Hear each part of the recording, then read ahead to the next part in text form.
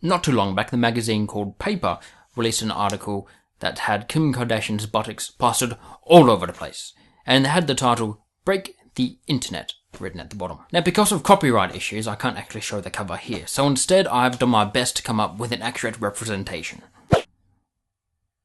But that same week, Kim flashed her hairy buttocks all over the place. Another monumentally awesome event happened.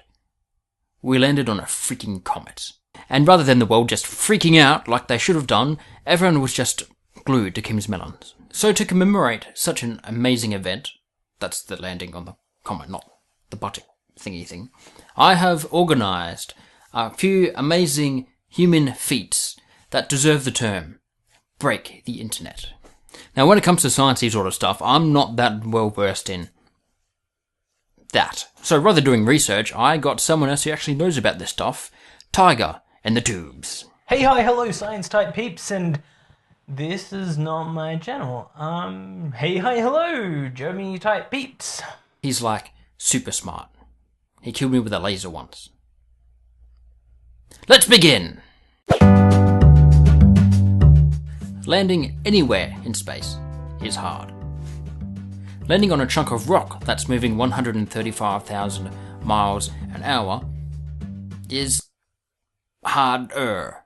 November 2012, the lander Phil A and Rosette A took off from Earth and spent 2 years sort of just chilling out waiting for this comet to go past.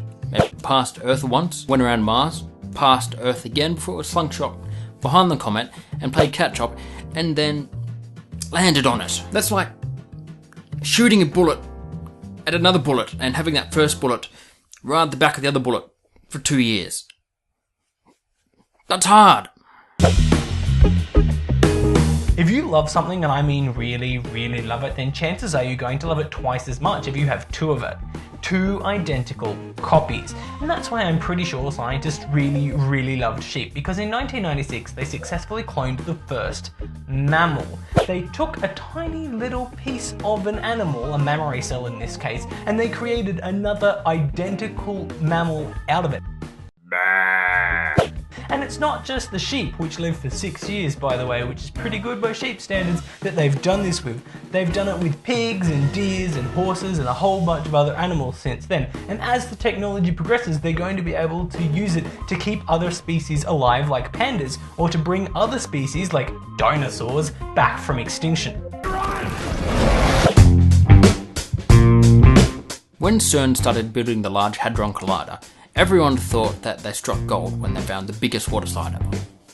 Everyone was slightly more disappointed when they realised it was for science. Then everyone freaked out because they thought there was going to be some sort of black hole activity and just destroy the entire world. Death by spatial anomalies aside, the LHC was built for a few different reasons, one of which was to find the God particle, or the Higgs boson particle. While it didn't necessarily set the world on fire, physically and metaphorically, it did provide answers to quite a lot of things that scientists were asking. Now we, as in smarter people, now have the understanding of how some particles gain mass and the cosmic inflation of the universe, among other things.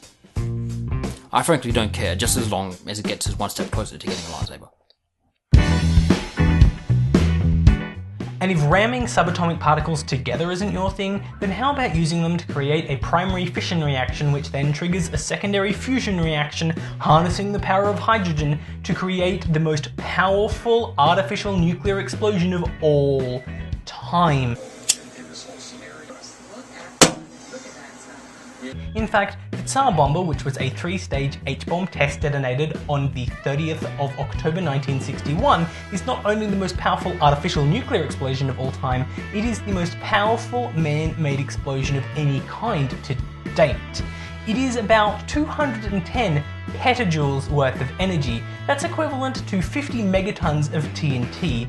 That is more explosive power than all of the explosions combined used in World War II. If you were to add up the explosive power of all nuclear explosions man-made to date, the Tsar Bomba would make up 1/10 of that number, which is a phenomenal amount. How do you find out if aliens live on Mars? You shoot stuff at it. Mars, being the closest neighbour that's easiest to observe, has been under the science watch for quite a long time. Apart from all the probes and stuff we shot at it, there's been 4 rovers to visit the planet's surface. And the first one got notable attention because, well, we sent literally a big robot to another planet. The first time we visited the big red guy was in 1978, just 19 years after we hit the moon, with people, safely, in a controlled environment. Named Viking 1, its job was to make tire tracks and take interstellar selfies and search for interstellar life and other less interesting things. Since the first robot, there's been a lot more stuff thrown at it, and hopefully one day we're all gonna live there. Cheap rent. Okay, if you're still watching this video, internet hasn't broken yet, but if you just tell people about it and share it with your friends and hit the like button, I'm sure we can get there. Remember, real friends don't let other real friends not subscribe to people's YouTube channels. It's not very catchy, but it's relevant. If you have any other mind-blowing sciencey facts, just drop them in the comment box below or send me a tweet.